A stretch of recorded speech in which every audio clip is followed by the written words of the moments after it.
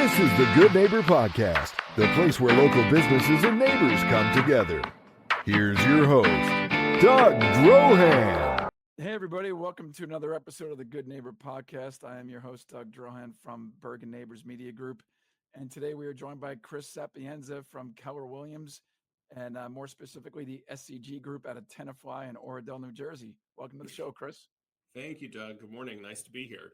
Yeah, good morning. So I was, recently on your Instagram account, and things are pretty active. That is for sure. You got a listing in Tenafly for a mere 3.2. Well, I should be 3.275 to be exact. 7 bedrooms, which is good for a small family with 1 or 2 kids. And exactly. Yeah. And the East Hill section, which is, the more, affluent section of Northern Valley when you go Tenafly, Englewood Cliffs, Demarest, Gloucester, all of those areas. But so how long have you been a realtor, and how long have you been with the SCG Group? So my real estate journey actually began a long time ago. This is my second, I'm going to say my second career in real estate. So I was licensed for the first time in 1991. So we talk about a different market, a different time. I came into real estate at I think a much more traditional time back then. And at that point was living in Southern New Jersey. So working in like the Atlantic County area. Spent a few years there very, very early in my career, and then left. And I'm sure, as my family would have told you at the time, got a real job and spent about 25 years in corporate retail management. And during a period of time there, also had my own interior design business for about 7 years. Oh, wow. And then was one of the many folks that was impacted certainly by our world change at COVID, and used that opportunity to sort of think about what I wanted to be when I grew up. And had always really loved real estate. And at this point, was able to come back with quite a bit of additional sort of sales and professional management experience, which I think certainly has played better in my favor this time than it did fresh out of college. So I've been back in business now 5 years in the Bergen County market. And it's been a very strong 5 years. I think we just closed our 250th transaction. So definitely an active market here. Yeah. I mean, that's the thing. It's, if you're a realtor for, been around for a while, you've seen all things come and go, all different types of markets. We mentioned, I've mentioned with other realtors who were here 2007, 2008, there was .com bust in 99. There's, we've had some recessions, we've had some down markets. But I think, from the outside looking in, I think what is different this time is how interest rates really affected, the lowest interest rates in my lifetime. And I think how people got used to thinking that's the way it should be. And now that they're back to, more normal, even below, what used to be normal. If you got 6% back in, the 90s, you were like, wow, that's amazing. I mean, 6% in the 90s was virtually unheard of. At that point. We were happily trading at 8.25. Right. So, right. To come full circle now, in the market today, it's different for consumers and realtors or agents, because so much has changed. Whether it is in the way that we do business, whether it is in the availability of inventory, to your point, whether it is the sobriety of the reality of rates coming back from that, what I'm going to call lifetime 2 to 3% lows, there has been a lot of change. When you look at the industry top down, we have all on some level been tuned into NAR and the various happenings kind of out there. With different settlements and changing the way that we do business. So to be a consumer or to be an agent now, I find myself saying a lot that this is the period where a new generation of home buyers, sellers, and agents are going to learn. I think at 10 years from now, we're going to look back at this whole post-COVID era as a very transformative part of this industry period. Yeah. And I think, it's almost like, when interest rates were that low initially, it was great for the real estate market. And, but now, people were artificially inseminated with The with the expectation. expectation that this is how it's always going to be. And I used to work in the music industry, and when CDs were first invented, I'm going back 91, all right? Listen, I remember Um, 8 tracks, so we're good. yeah, well, yeah, we had 8 tracks when I was a kid, but it was digitizing music was a boon to the music industry, right? We were able to take all of our old vinyl and all the old catalog tapes and reissue them and make tons of money doing remasters, right? But that digitization of music then gave birth to Napster and people And stealing. streaming, right? Well, and for many years they stole. Let's say what it was. People took music and illegally traded it, Downloaded it. and it decimated the music industry. So at the time, digitizing music was the best thing for the music industry, but then it ended up being almost its death now. And I almost look at, the way interest rates dropped so low. It was amazing for the real estate industry at the time, but now it's almost like, we people have this, no one who's paying 2.5% like I am wants to sell their home and move to a 7% mortgage. That for a house that's $1 million, that 8 years ago Well, was 700, right? Or so here's the catch with that. I think I'm going to say up until the end of 23, I would have agreed with you. Sellers that had 2 and 3% loans, it was more painful to give that up than not. But when you look at where we are today with equity and appreciation, even if you're sitting on a 2.5%, 3% loan, the value of your property has increased so significantly the right, past 2 years, especially that is a very comforting salve, even if you're giving up that 3% to go to a yeah. 6. Well, yeah, because you There's could put more equity no into your new other house. Yeah, yeah, there's no other commodity that I can think of that in a year's time is going to return, in some cases, more than $100,000 in equity and appreciation. So yeah, there's always a give and a take, and it's just right, understanding when the timing is right for your particular situation yeah, to get the most without having to give right, up the least. But yeah, home values and price appreciation have left almost every homeowner in a very, very strong equity position. yeah. And I guess, buying a home is very emotional, and a lot of times it's out of need. So to your point, if you own a house and you've got a 500,000 or more in equity, you're looking to move for a reason. Either you've outgrown your house or something else has happened.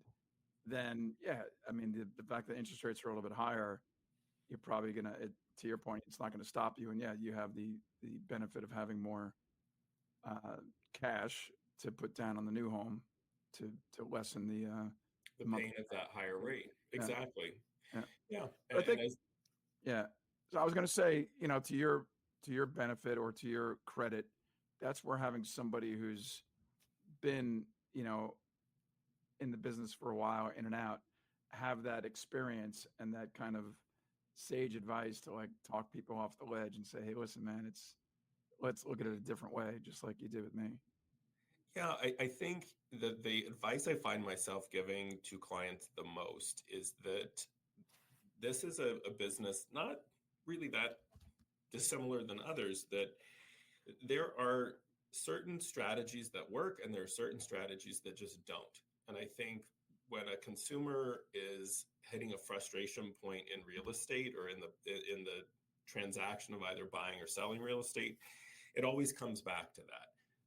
Sellers who win think like buyers, buyers who win think like sellers. And if you are open enough to accept that there is a bit of a psychological rhythm behind, any Mm, large financial transaction, you can be very successful in this market. And I think we hear a lot about the frustrations and more of the horror stories. It's that old adage, you know what I mean? If it's a bad experience, you're going to tell 10 people. If it's a right, good experience, right. you're going to tell one. Yeah. But the best thing that I have found with a client, whether they're selling or buying, is to figure that strategy out before you start. Mm. And there's a dose of what I call market alignment. Um, what you want, what you're capable of, and where that can happen. Those are the pieces that have to be in alignment. And if they're not, it just begins this cycle of, perpetual frustration. It's never gonna click. If you're Yeah. trying to sell at the wrong price on the wrong location with the wrong terms, or buying, and you're not in alignment with the reality out there, those are the things that are the roadblocks. But for home sellers and home buyers that I think understand that are willing to take a moment to take a breath, work with a great agent, put together the plan and the strategy, and then execute, they are always successful, even in a tight inventory market. Yeah. Okay. So where do you see, now that we're coming into the spring, traditionally spring market is a time people start listing their homes, having more open houses. Are you seeing any more an uptick in activity? So New Jersey is its own bubble within the national market. Bergen, Essex, Passaic, Hudson County is in a bubble within the bubble outside of the national market. So Okay. I think nationally speaking, people are hearing that inventory is growing, that prices are decreasing, and there's a bit of a cooling. As you pull that into New Jersey, we do not. We are under listings this year versus same time last year. We're under. I think it's about 6 to 7%. 6.7, I think, is the exact number. Okay.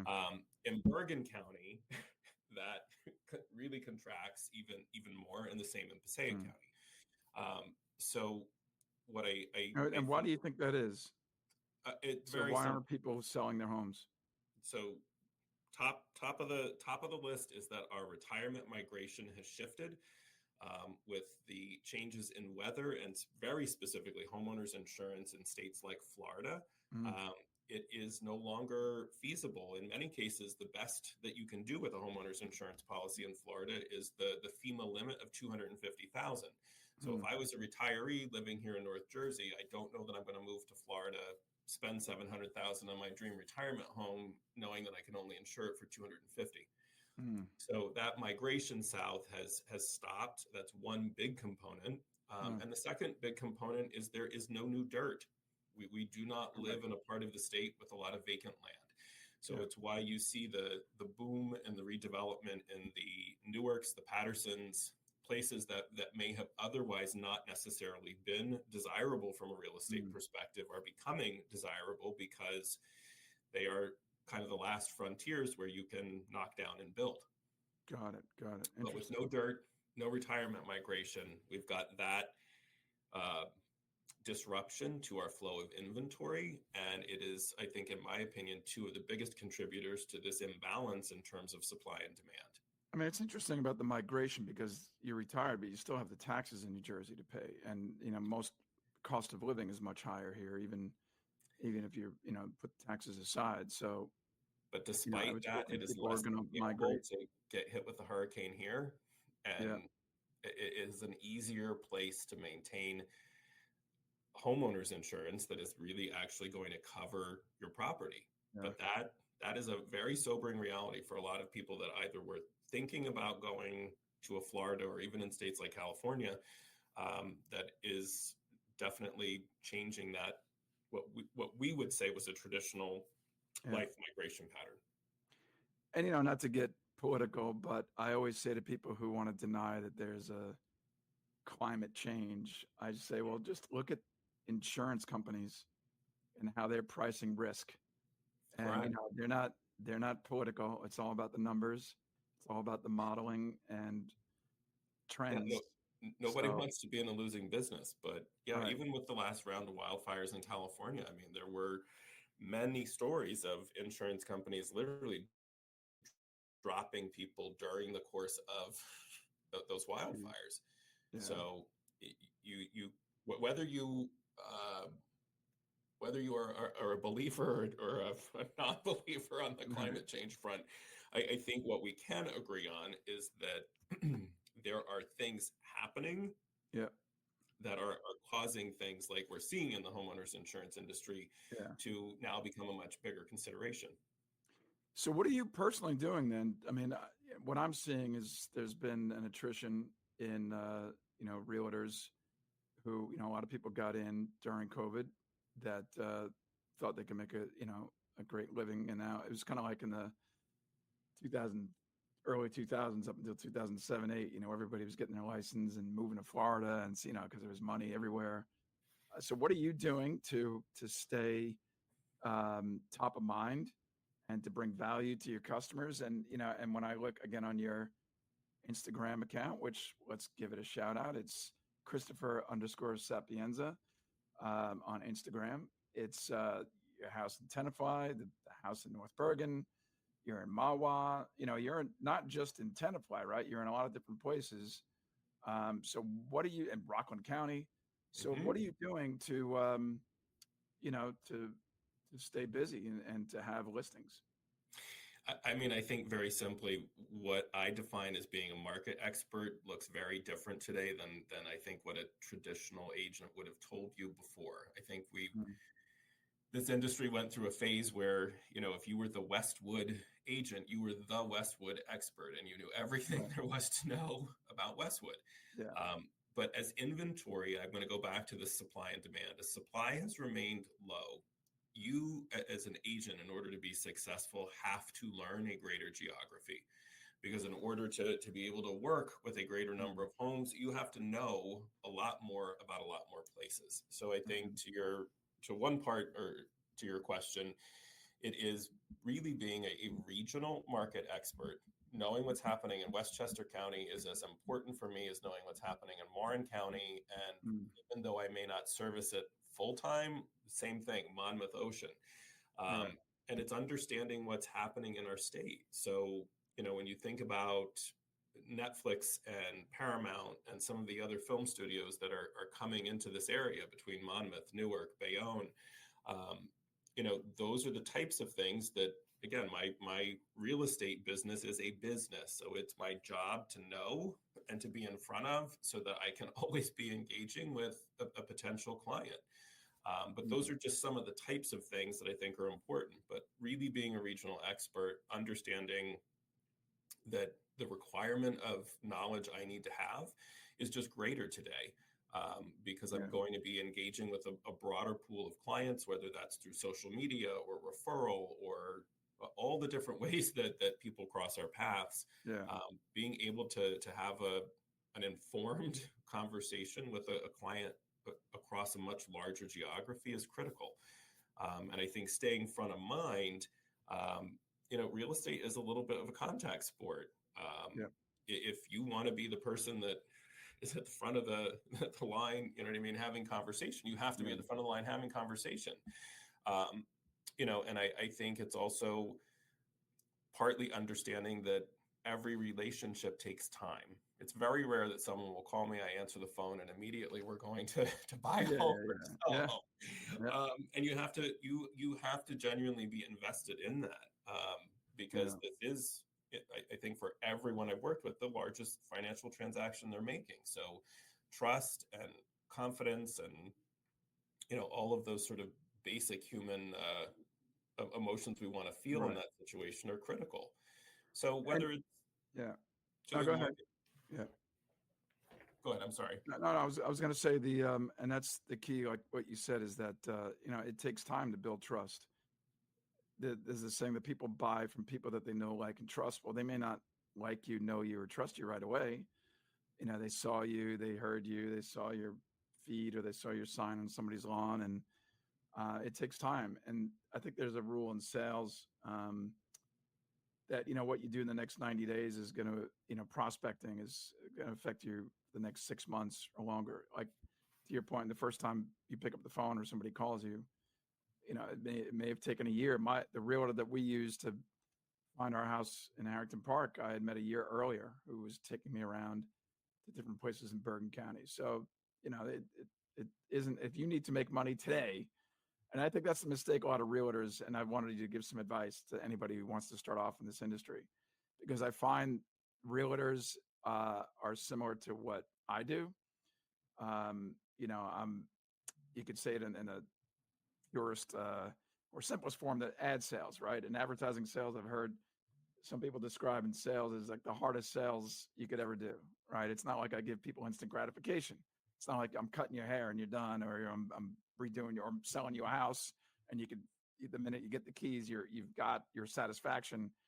Um, but it takes time and it takes effort and it takes a grind. And I think a lot of realtors don't really understand that, and they don't grind it out. And since I started in my business, I've met hundreds, and I didn't realize how many there were, number one, but how many of them really don't make any money.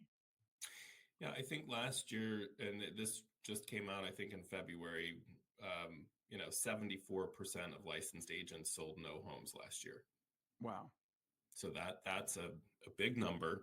Yeah. But yeah, to your point, I think much like most higher education, you learn a fraction of what you need to know to be successful in the job when you're getting licensed to perform the job.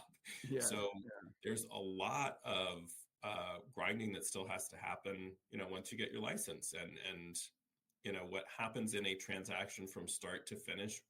There are no two that are ever the same, and you are going to, hand to God, you will learn something different every single time. But if you don't sort of have that natural thirst to want to learn and to want to, really understand each step in the process, then it is even more daunting, because it's highly possible you could get a sale and it just won't stick. There's a lot that happens after the two parties say yes. Wow. So let's go back a little bit with KW. So why KW? Why the SCG group? So the KW SEG, it's actually a pretty easy question to answer. Stacy, if you have met her, if a listener has met her, if you haven't, is probably one of the smartest, hardest working realtors that I know, and has really built a phenomenal business. And she is just a wealth of information and a great coach. So for me, in finding a business partner, that was a very, very easy. That was a very easy decision. She's a very impressive individual, and the same goes for Keller Williams. Every brokerage, I think, offers certain things that are different, but Keller Williams, from an education and a resources perspective, in my opinion, is still head and shoulders above anyone else out there. And to your earlier question about what would you tell a new agent, who you work with matters. And what you are going to get in regards to support and direction and education, it all matters. So do your diligence, pay attention to those details, and really understand what it is you as a professional need to make the best match. But for me, KW and SCG was a very easy decision. Yeah, that's great. That's great. So again, the office is located in Tenafly, but you obviously have knowledge that stems beyond the Northern Valley area, Bergen County, as you mentioned, Bergen County, Passaic, Hudson, and elsewhere. So what's the best way for people to reach you, to contact you? So I don't know if I can share my direct number. That's always the easiest. Text and a phone call. So 973-664-7678. Text or just give me a quick call. Otherwise, as you mentioned, I wholeheartedly appreciate. You can find me on Instagram, Christopher_Sapienza, Facebook, Christopher Sapienza, or website, topnjrealtor.com/Chris Sapienza. But whichever method you are most comfortable communicating in, I am connected to all of those. So you can get me. And before you go, one other piece of advice. So obviously you're on Instagram. You do some reels. You're not like some realtors that do nothing but reels, or they show themselves dancing somewhere. I never understood that with doctors' offices, why I care about the staff dancing to some hip hop song. But what like marketing advice would you give to any realtor, whether they're new or they've been around a while? Like and you mentioned you have to have your hands everywhere. So what's working for you now? Or do you think it just has to be an integration of many different things? I want to applaud what you started saying a minute ago. Just because you see somebody else doing it doesn't mean it's the right thing for you. So Yeah. for anyone thinking about getting started in social media, no matter what you do needs to be really reflective of who you are. It's sort of Mm. like blind dating. You don't want to show up to meet a client and they expect you to be some dancing fool and you're not. Yeah. So just Yeah. make content that first is reflective of you. And I think in real estate, there is so much every week to talk about. There's always a new headline, there's a new story, a property. Just start sharing with people your experiences and what you know. At the end of the day, if a client asks me a question and I don't know the answer, I generally will do a social media post about it, because in my brain, if they're thinking it, I probably have 10 other clients that are thinking it and they just haven't asked it yet. So, Yeah. Yeah. knowledge is power. And I think people love to learn something in a fun way that's helpful. Mm. Yeah, do we all like to watch, a sleeping cat fall off a couch? Sure. Does that really reflect who you are as an agent? Nah, probably Yeah. Maybe not. Right. not. Chris, this was great. I appreciate you sharing all this wisdom with us and your background, and it's been great having you on the show. Thank you. It was a pleasure being here anytime. I appreciate you having me. Absolutely. Thank you for listening to the Good Neighbor Podcast. To nominate your favorite local businesses to be featured on the show, go to gnpbergen.com. That's gnpbergen.com. Or call 201-298-8325.